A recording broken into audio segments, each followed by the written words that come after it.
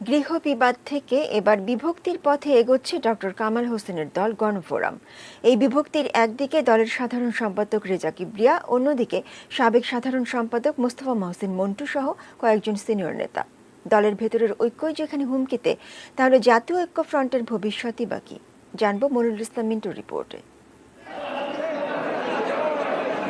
একাদশ জাতীয় সংসদ নির্বাচনে ডক্টর কামাল হোসেনের নেতৃত্বে বিএনপি জাতীয় ঐক্যফ্রন্ট গঠন করলে আলোচনায় আসে গণফোরাম। নির্বাচনে ঐক্যফ্রন্ট ব্যর্থ হলেও গত বছর গণফোরামের পঞ্চম জাতীয় কাউন্সিলে চমক হিসাবে দলের সাধারণ সম্পাদকের দায়িত্ব পান ডক্টর রেজা কিবরিয়া।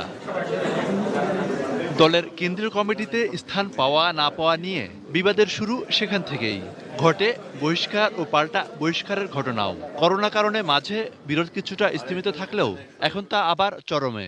শনিবার দলের নামে বর্ধিত সভা ডেকেছেন গত কমিটির কার্যনির্বাহী সভাপতি আবু সাইদ সুব্রত চৌধুরী এবং সাবেক সাধারণ সম্পাদক মোস্তফা মহসিন মন্টু। কিবরিয়া সাহেব যাহা করলো গত 10-12 মাসে, আমরা তো সেটার বৈধতা চ্যালেঞ্জ করতেছি। গণতন্ত্র না মেনে সবকিছু করা হয়েছে, গণতন্ত্র না মেনে সবকিছু করা হয়েছে। তাদের মিটিং ডাকার কোনো অধিকার নাই, মুখপাত্র হওয়ার কোনো অধিকার নাই, এবং তাদের এটা এখতিয়ারের বাইরে। সো তাদের মিটিংটা মানে এটা তাদের প্রাইভেট মিটিং হতে পারে, কিন্তু গণফোরামের কোনো মিটিং না। বর্ধিত সভায় আমন্ত্রণ জানানো হলেও ওই সবার সঙ্গে গণফোরামের কোনো সংশ্লিষ্টতা নেই, এমন বিবৃতি দলের প্রতিষ্ঠাতা ডক্টর কামালের।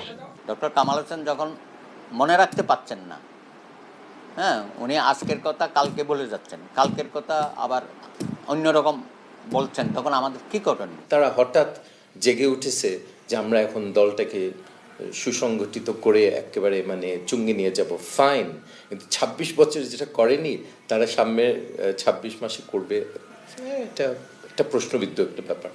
গত নির্বাচনে বিএনপির সঙ্গে জোটে অংশ নিয়ে সিলেট 2 আসন থেকে বিজয়ী হন মোকাব্বির খান।